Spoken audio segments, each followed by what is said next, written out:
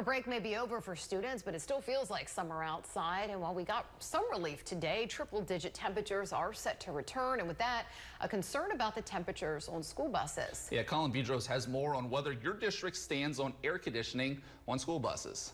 Several school buses in Central Louisiana do not have air conditioning. With a current state of emergency due to heat, there are concerns about those buses being too hot for students. In Avoyelles, over 80% of the buses for the district are without air conditioning. Of the parish's 82 school buses, 65 do not have AC, but the school district says it's taking precautions with the heat. After Governor John Bel Edwards declared a state of emergency this week, Avoyelles Parish equipped all buses with ice chests filled with bottled waters, ice, and cold towels to keep students from overheating. The district's transportation system also made arrangements with all of the Why Not Stop gas stations in Avoyelles Parish to give bus drivers free refills of ice and bottled waters for the students. If a student complains of heat exhaustion, they can give them, reach in their cooler and give them one of the towels, or the student can reach in the cooler and get a cool towel and put on their neck for heat exhaustion. So that's what we're doing to help combat the heat.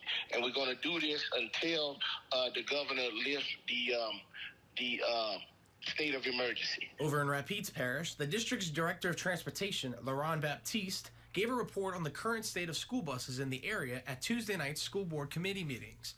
In Rapides, there are currently 278 total buses that are available for use. Of those 278, 79 are still without air conditioning. Rapides Parish is currently working to add 25 electric buses with air conditioning to its fleet, but Baptiste says it could be months before those arrive. So they will be able to add to our AC fleet and reduce that number.